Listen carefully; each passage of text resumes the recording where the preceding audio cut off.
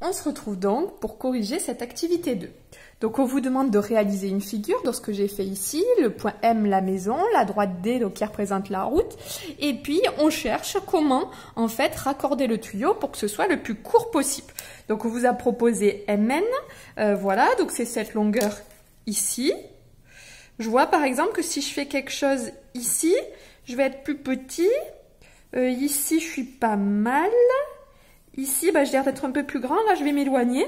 Donc potentiellement, je me dis que par ici, c'est pas mal. Je pourrais ici, par exemple, placer le point N pour que l'emplacement soit le plus petit. Bon, très bien, la longueur MN, là, moi, elle me semble minimum. Donc ensuite, on vous dit, on note H, le point d'intersection entre la droite D et la perpendiculaire en M à la droite D. Pour tracer la perpendiculaire en M à la droite D, je mets mon angle droit sur la droite D, je cherche ici à toucher le point M, voilà j'y suis, et je trace ma perpendiculaire. Hop, et H c'est le point d'intersection. Ah, ça ressemble beaucoup au point que j'ai choisi juste avant moi. Ok, donc là il y a un angle droit, très bien. Justifier que mn carré égale mh carré plus hn carré. Bon, ça ressemble beaucoup au théorème de Pythagore. Donc, dans le triangle MNH, je vous ai fait bouger, dans le triangle MNH, ce triangle, il est rectangle en H. Le théorème de Pythagore permet d'écrire. Donc moi j'écris souvent le théorème de Pythagore s'applique. Et donc on a l'hypoténuse au carré, c'est-à-dire l'hypoténuse dans mon triangle MNH c'est MN, celle qui est opposée à l'angle droit, qui est égale à MH carré plus HN carré.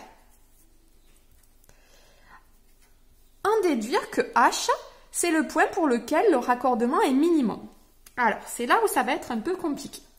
Alors, qu'est-ce qui se passe ici? Cette longueur ici, elle bouge. On veut qu'elle soit la plus petite possible. Et je vois qu'elle est égale à ça plus ça. MH, cette longueur, elle est fixe. Ça, elle ne bouge pas. Elle est fixe puisqu'on l'a tracée comme ça. HN, c'est une longueur qui bouge. Donc, pour que ça, ce soit le plus petit possible, il faut que HN soit aussi le plus petit possible. Donc, pour que mn carré soit minimum,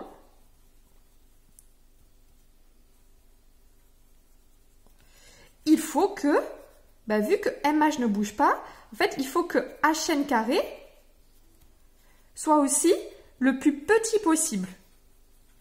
Et le plus petit possible pour une longueur, c'est 0. Donc, il faut que a priori, HN carré soit égal à 0. Si cette longueur égale à 0, il faut que donc le point N, il soit exactement sur le point H.